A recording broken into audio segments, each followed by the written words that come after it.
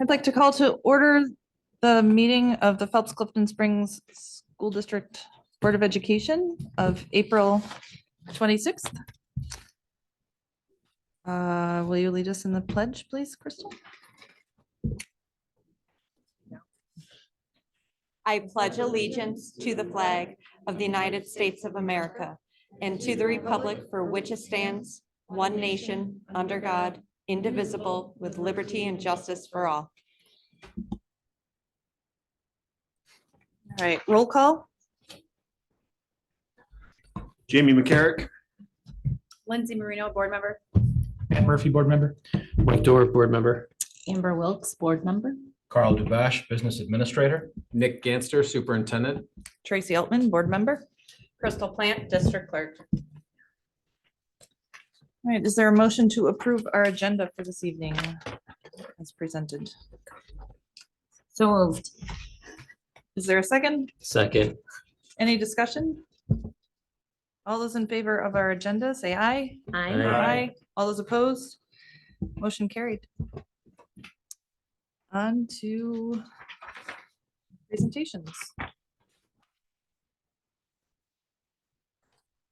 Yep, so we have two policies. We have two policies that we're going to take a look at tonight and do a first read. The first one is the policy that governs the FMLA, Family Medical Leave Act, and I'm going to leave that to Carl to bring us through. If you could scroll down just a little bit, Mr. Ganster, I'd appreciate it. So the Family Medical Leave Act, this policy is essentially governed by law, and the last time this policy was updated is 2012. We are not proposing changing parts of the policy that are continued to be governed by law. We're just asking to tweak some certain pieces of the policy where employers have the discretion to determine how time is counted. For example, if you see the large paragraph on the bottom, so I'm going to go slightly out of order. The large paragraph on the bottom says employees are eligible if they have been employed by the district for at least 12 months and for at least 1,250 hours of service during the previous 12-month period. Now, this creates a little bit of ambiguity as to what does the previous 12-month period mean, because further higher up in this document, it describes an academic year as defined September 1st through August 31st of each year. So the previous 12-month period could mean the previous academic year, but I don't think that's the intent of this language. So to clarify this language, so there's no ambiguity, one of the things attorneys recommend is to use the phrase a rolling year looking backwards. So from the time an employee is eligible for FMLA, if we pick a random date and time, if an employee is eligible March 1st, then the employer would look back exactly 1 year from March 1st through February 28th or 29th of the previous year to determine over those 12 months if the employee has accrued 1,250 hours to be eligible for FMLA. That is a typical practice in Mid Lakes, and we just want to make sure that the language doesn't cause ambiguity, and hence this is the recommended language by the attorneys at Ferrara Fiorenza to specify a rolling year looking backwards instead of the previous academic year, which could be interpreted, if we're in the middle of this academic year, it could be interpreted as 2 years ago, which may not be fair to the employee who's applying or looking to apply for FMLA. The next thing we'd like to clean up is intermittent leave, and that's the paragraph slightly higher up. Intermittent leave can be requested by an employee, but intermittent leave can also be tricky depending on the position the employee holds, and depending on scenarios where the employee may work around students, that may be tricky for an employer to automatically say, you get 2 weeks off now, 1 week off a month later, 2 weeks off a month after that. And it can put the employer in a very tricky situation. And quite frankly, there may be times where it's not best for kids. And so intermittent leave should be a managerial right, or essentially the district should consider that on a case-by-case basis. And we don't want the policy to assume that it's automatically approved. Intermittent leave should be requested, and the district shall consider it on a case-by-case basis and approve it when it meets the needs of the employee and the employer. So those are the two modifications to the policy that we're suggesting today. Any questions from the board? Once again, this policy also has several pages to it that follow Department of Labor and state guidelines. So we're not looking to change any of the guidelines. We're simply looking to clarify and clarify our position with intermittent leave and clarify our position to what it means and how we calculate the 12 months for any employee seeking FMLA. Thank you, folks. All right, back to you, Mr. Ganster. All right, so unfortunately.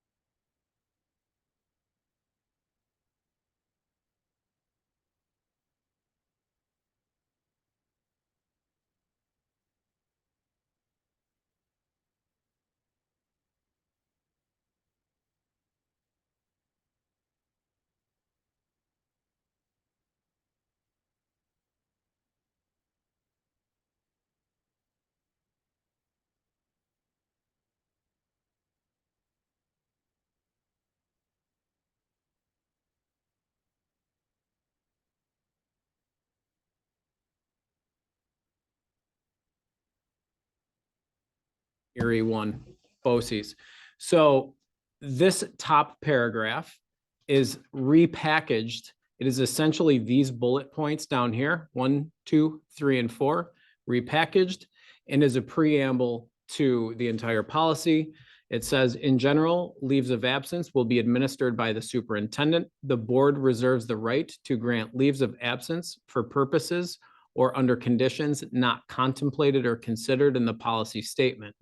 Where a leave of absence is falsely requested or improperly used, the board may undertake appropriate disciplinary action. The purpose or conditions of leave of absence may not be altered except by permission of the superintendent as expressed in writing.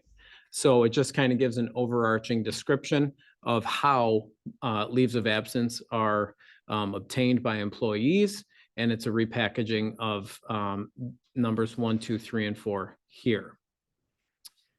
Down here, there's additional information. The next two pieces talk about leaves of absence and how the superintendent and board will govern them if an employee is part of a bargaining unit and if an employee is not part of a bargaining unit.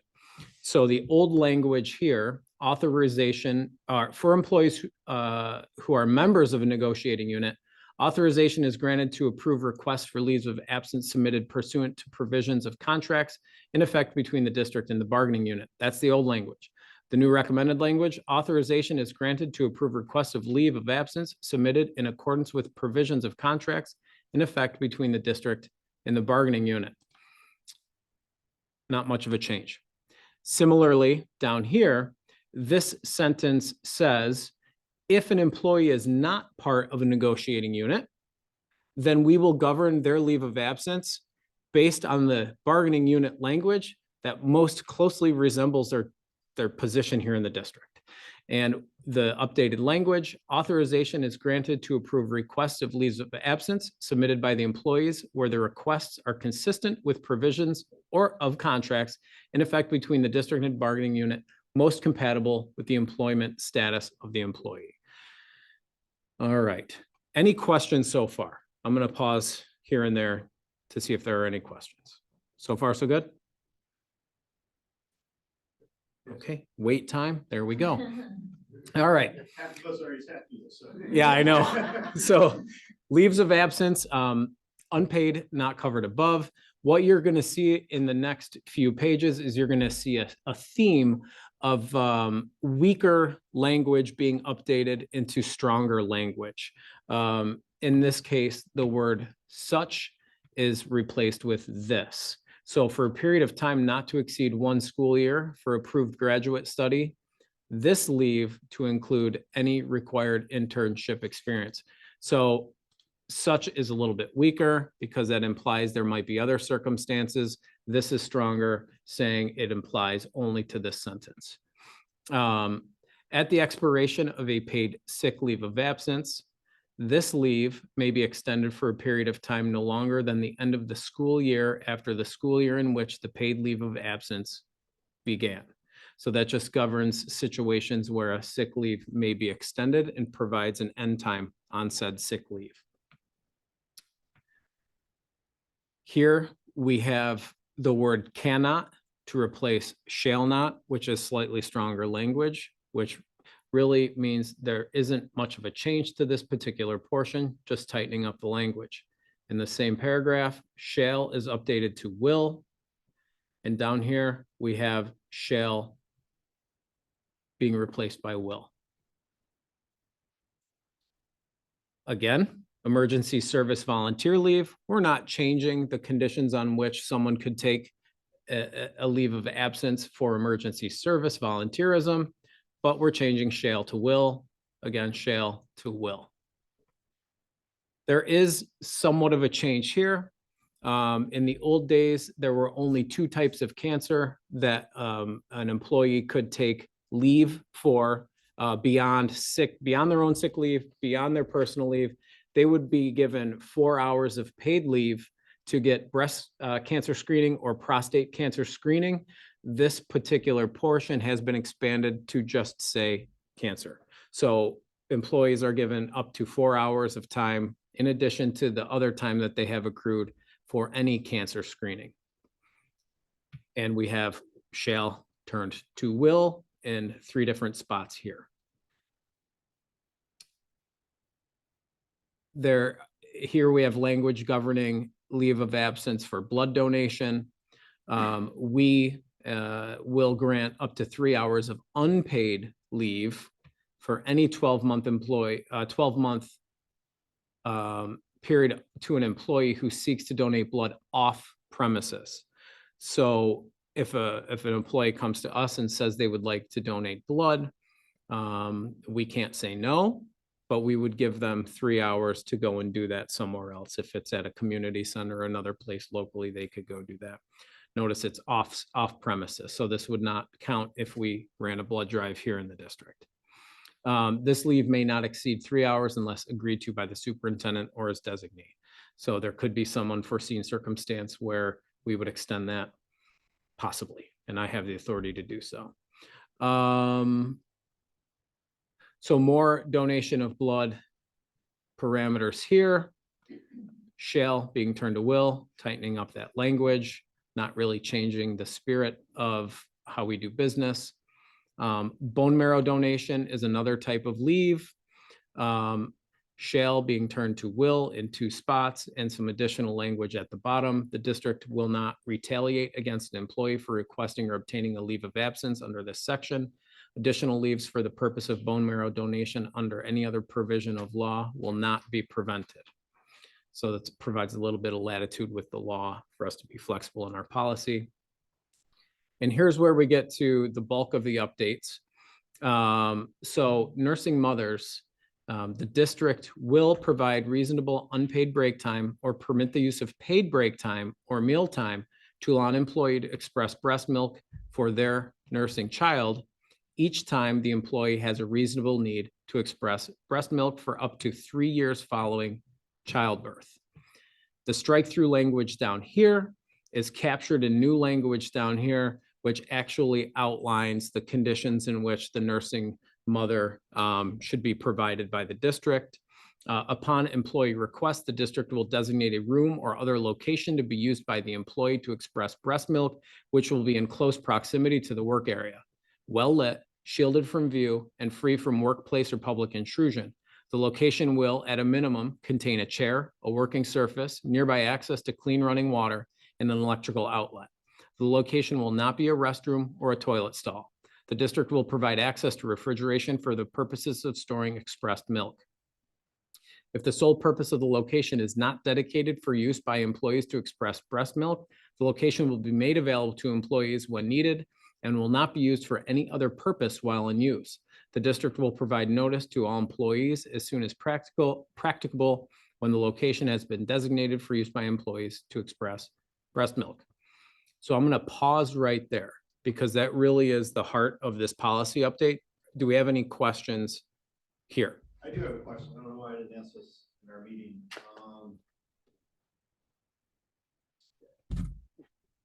Can you bring the, nope, take it up a little, there we go.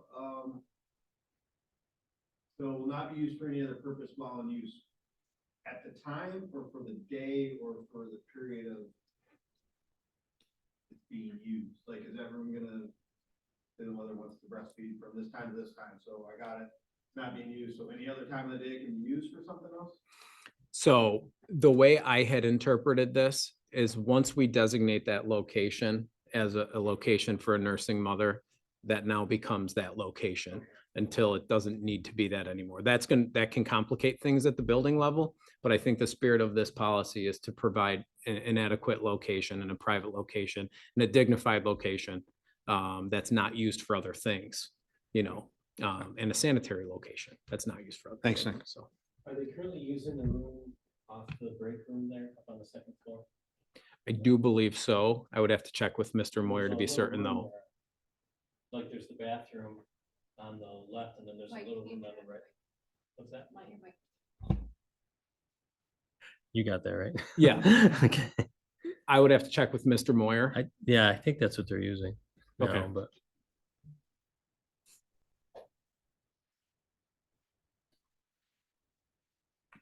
Okay. This portion here, I don't believe it would cause us any problems because it captures if an employee loses work hours during the workday that go unpaid, we would need to allow them to make it up so long it's within our regular business hours. And the spirit of that is so people aren't losing income, right? The way it truly works at schools typically is people cover for each other. We don't look at not paying folks. So this is a portion that's in here because of law, but really wouldn't impact us on how we operate on a daily basis.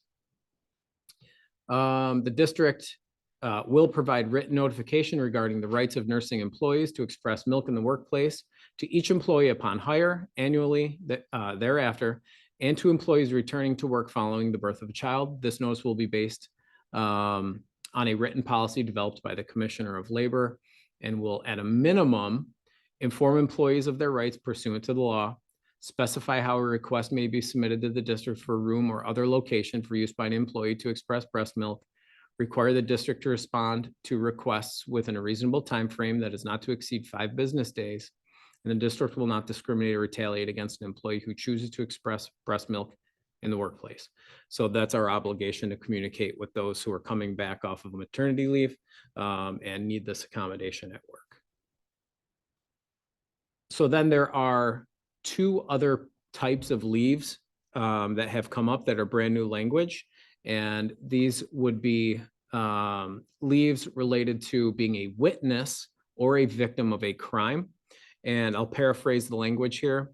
But if an employee is called to testify in a proceeding, whether they were a witness or a victim, provided that they furnish us proof from the person calling them to those proceedings, we have to allow it to happen. Down here, victims of domestic violence, unless the absence would cause an undue hardship to the district will provide reasonable accommodations to employees who are victims of domestic violence, who must be absent from work for reasonable time in accordance with the law. An employee availing themselves to this leave must provide the district with reasonable advance notice, unless providing this notice is not feasible. An employee unable to provide reasonable advance notice must, within a reasonable time frame after the absence, provide a certification to the district when requested. To the extent allowed by law, the district will maintain the confidentiality of any information related to an employee's status as a victim of domestic violence. So again, a new type of leave that we need to accommodate in the circumstance of domestic violence. There is no change to the military leave language. There are slight changes to jury duty. As provided by law, any employee who is summoned to serve as a juror and who notifies the district to that effect prior to their term of service will not, on account of absence by reason of jury service, be subject to discharge or penalty. The district will ensure that all absences for this purpose are granted in accordance with the law and the terms of any applicable collective bargaining agreements. And then we have leave that governs voting. Anyone who works for our district who does not have a complete 4-hour block of time to go vote while the polls are open, we have to grant 2 hours of leave for them to go do so. Because our end times with our collective bargaining units are right around the 3 o'clock hour and polls close at 9, they have a 4-hour chunk of time that they can go vote. So this policy doesn't come into play very often for us. But if it did with a particular employee, we would make sure that they were given the time that they needed to go vote.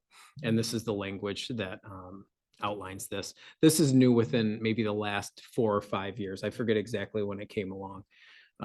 And that is the entirety of policy 6550, leaves of absence. It's our first reading. We'll read it again next time. I know that was lengthy, but it's a pretty comprehensive policy that needed updating. As pushed along by the nursing mothers piece. So any questions there? Just to be clear, Mr. Ganster, that law is going into effect June 1st, correct? Correct. Around nursing mothers, and hence that's what drove the policy change. Right. Yes. And that's Okay. why we will add it to our next regular board meeting for a second read, and we will adopt it as soon as humanly possible. Thank you. Yep.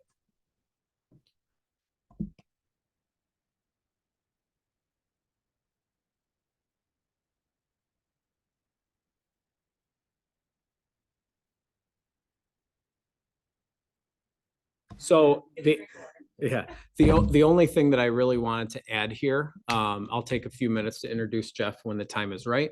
But I do want to let the board know that I'm making a recommendation that we run a meeting on the 24th of May.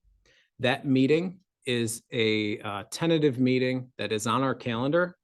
It's on the calendar for the purposes of just in case our budget is voted down. That would be where we would come back and try to have, we would adopt the contingency budget, correct, Carl? Either adopt a contingency budget or talk about a revote in June. Okay. Yeah. So we really hope that that doesn't happen, but there is pressing business, and I'm going to choose not to elaborate on what that business is, but there is some pressing business that I believe that in order for us to continue to engage in our workflow at the district office level, we would really like to have a meeting that night and have a couple key pieces of business. We would promise to keep it short and sweet, but we would only hit the highlights of that business and move on. It's a Wednesday night, I believe, the 24th of May. So I'm just wondering, is that feasible for board members? Awesome. All right, I really appreciate that. It's very helpful. All right. On to board discussion. So, yeah, just making sure that we reserve that date on our calendar. Another date to keep in mind is the annual meeting for the Wayne Finger Lakes BOCES, or sorry, the 4 County School Boards Association, Tuesday, May 23rd. So it would be the day before that. The New York State Teacher of the Year, Billy Green Jr. is going to be presenting. It is a meeting at Club 86.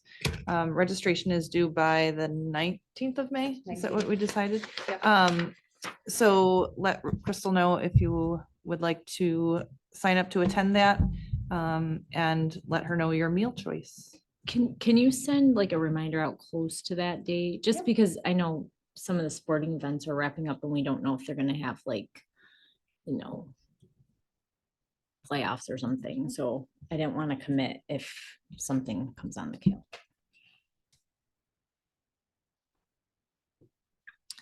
That's all I have. Does anybody else have anything for board discussion?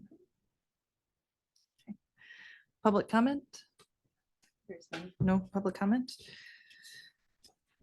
All right, the Board of Education values the input of the Mid Lakes community and welcomes public comment on any topic related to board work, with the exception of matters pertaining to individual personnel and or students. All public comments must include appropriate language and observe proper decorum.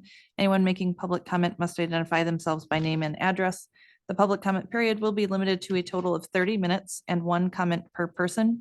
Individual comments will be limited to 2 minutes. The board does not respond to items presented or questions raised through public comment. However, the board may discuss topics of public comment at a later time and or contact the individual who submitted the comment. So on to new business items. So the Wayne Finger Lakes BOCES budget and board member ballot. So I'd like to open up discussion for the ballot piece. There are 5 candidates running for 4 positions. So I don't know how is best. I don't know if everybody wants to give their top 4 or if we want to go through each person individually and discuss each person a yay or nay, or how we want to work it.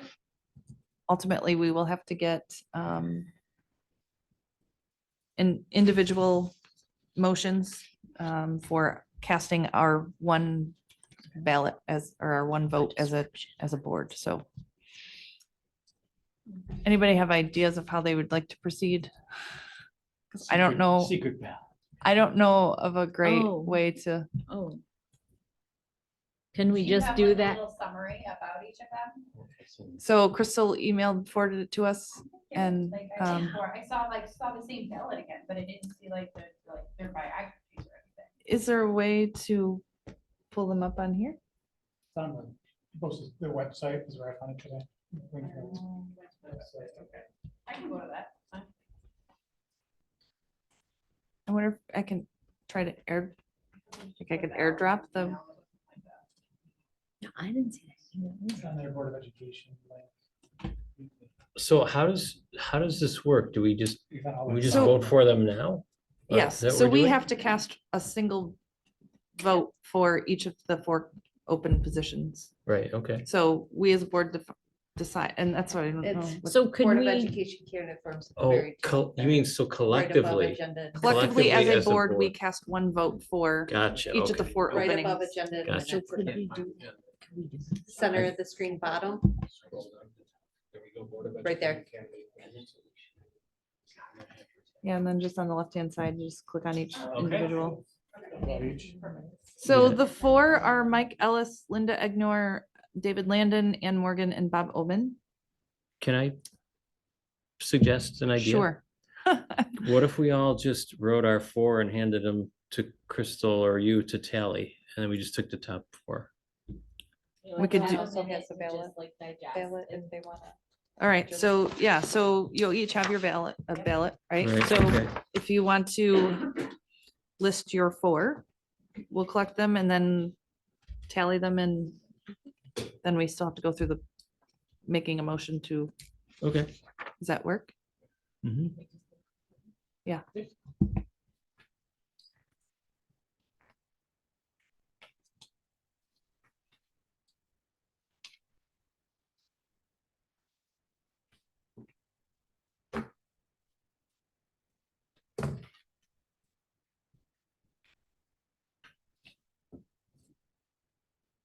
So essentially, we list your top 4, not necessarily in order, because whoever,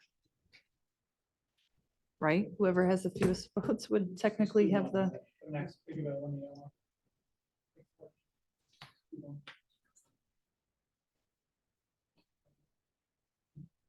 yeah, just because the one term is not a full term. Right. So the person with the fewest votes is gonna be in that non-full term position. So, I just crossed off the one that. out of the list of 5, right? okay, that can, okay, all right, yeah, let's do that. Let's see how that works. Let's give that a shot. We're at the, up at the top of the bullet. Yeah. items. Yeah.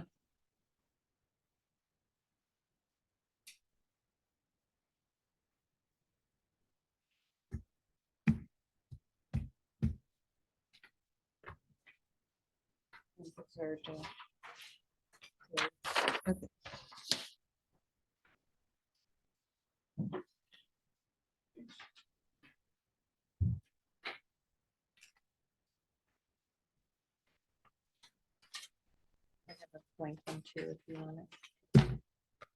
That's mine.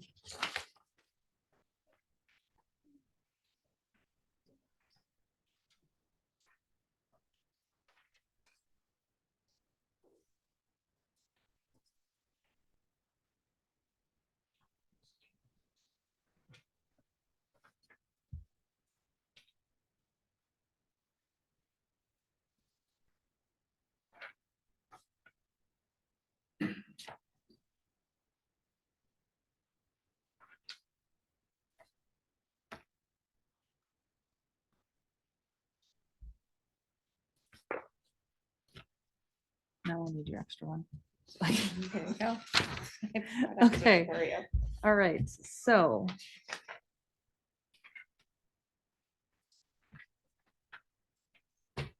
Five, five, five. So how do we determine who?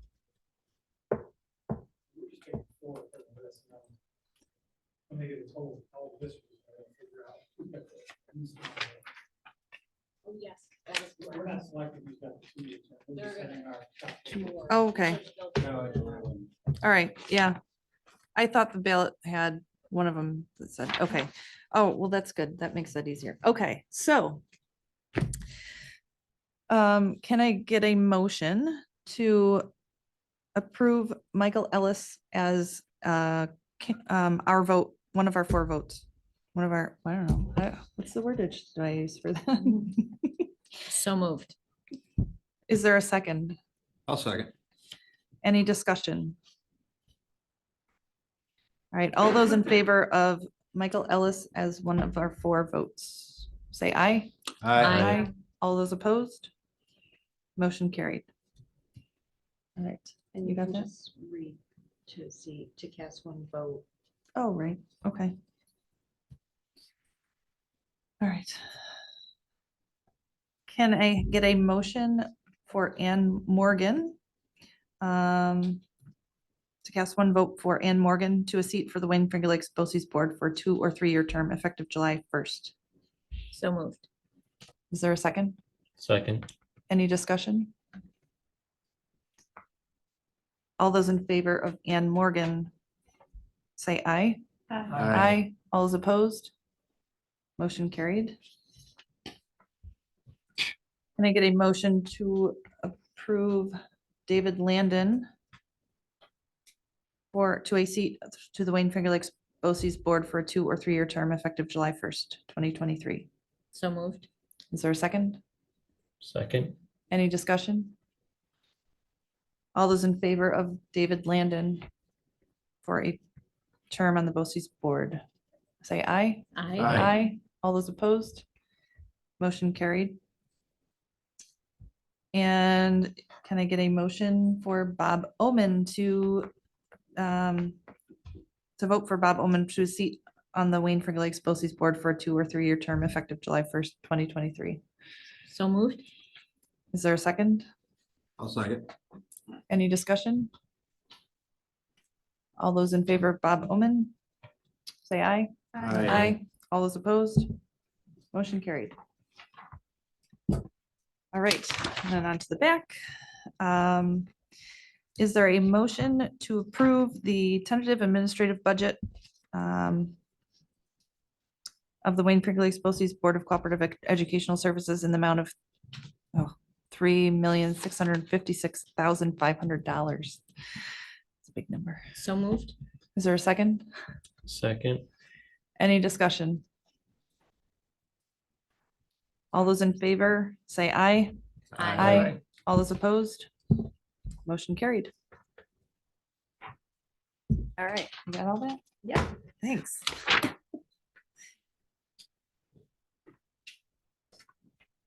All right, on to item B under new business. Can I get a motion to approve the new Director of Curriculum and Instruction appointment? So moved. Mr. Jeff Pamlick? Is there a second? Second. Any discussion? So before you vote, I want to take a minute. Well, I'm gonna.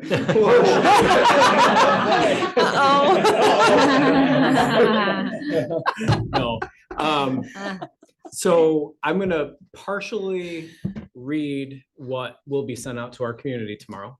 But I'm gonna rework the intro here because it doesn't make sense for me to read it. Yeah. All right. So I would like to introduce to the Board of Education, Mr. Jeff Hamelink. Jeff, upon successful vote here tonight, will be taking the position of the Director of Curriculum and Instruction. He's replacing Michelle Robinette, who left earlier this month to take a position in the Greater Southern Tier BOCES. He brings a wealth of knowledge and experience serving students, staff, and families, and I am thrilled that he's going to be part of our community here in Mid Lakes. Jeff earned a Bachelor's of Science in Elementary Education from SUNY Fredonia, a Master of Science in Computer Education from Nazareth College, in addition to a Certificate of Advanced Study in Education Administration from SUNY Oswego. He also earned an associate's degree at some point in his past in liberal arts from Monroe Community College. He's been the principal of the Kelly Intermediate School, which is a grade 3 through 5 building in the Newark Central School District since 2015, and has worked in other roles in Newark, first as a kindergarten teacher, then a teacher on special assignment with assistant principal responsibilities. And he was the principal at Lincoln Elementary School, which serves grades UPK through 2. He is known by his colleagues as a strong, authentic leader focused on what's best for students. He is an Arcadia resident. He's married with 2 children, and his first day in Mid Lakes will be set for June 1st. So the little article has some nice things that Jeff said, but I wanted to give him just a minute to introduce himself and say something to you.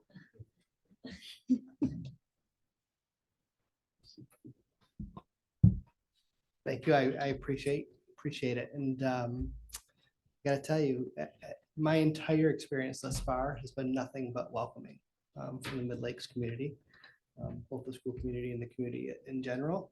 One of the things that I was struck with just this evening is I look around the room, there's 12 individuals in the room, not including myself, and 7 of them were a part of the interview committee in some capacity. And I think that really speaks to the collaboration that this district believes in. And that's really affirming to me because it's one of the high values that I hold as I serve students and families and the community. So thank you very much for your consideration. I look forward to a positive vote and joining Mid Lakes. I'm very excited to be a part of this team. Thank you, Jeff. I would like to make a comment. I see a pattern here, Mr. Ganster, I know Newark and Mid Lakes have had this long rival for as long as I can remember. Now I just see you slowly moving in. Yeah, after, I mean, if I were to describe to you the number of folks who served on the interview committees, from the paper screening process into the first round interviews, the second round interviews, and what I would call a full-blown data analysis leading to the final decision, I would have to estimate it to be around 25 folks. That's So outstanding. after, after having the input of that many folks, I'm happy to say that Jeff is in the room. That's right. I'm all right with it. I just see that you guys are finally getting, coming to the home of the Screaming Eagles. All right. Get away from them Reds. All right, any other discussion? All right, all those in favor of our new Director of Curriculum and Instruction appointment, Jeff Hamelink, say aye. Aye. All those opposed? Motion carried. Congratulations.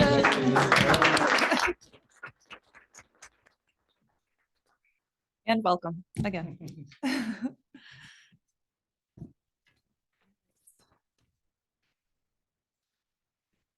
On to item C, policy modification. So this is to approve the policy modification readings as presented. Is there a, so this, the 2 policies that were just spoken about tonight, is there a motion to approve the 2 policies?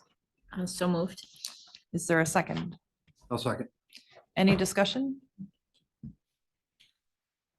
All those in favor of the to approve the reading of policy 6550 and 6551, say aye. Aye. All those opposed? Motion carried. On to personnel.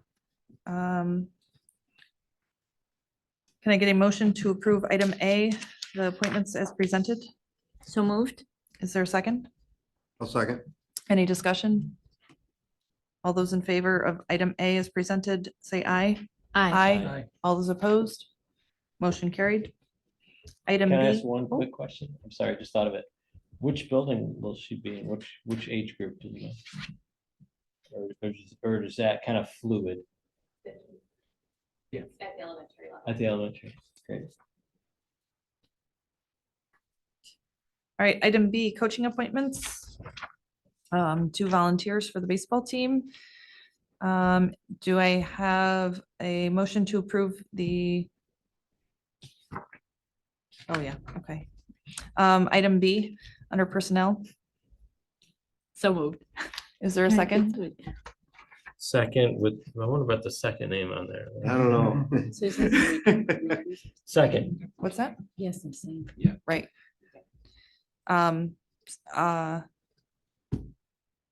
So was that a second? We didn't get a second. second. You second. You Yeah. you made the motion, you seconded. That's Any what we've been doing. discussion? Any discussion? I must abstain from this vote. Correct. All right, all those in favor of item B under personnel, say aye. Aye. All those opposed? Motion carried. All right, item C, substitute appointments. Can I get a motion to approve the substitute appointment as presented? So moved. Is there a second? Second. Any discussion?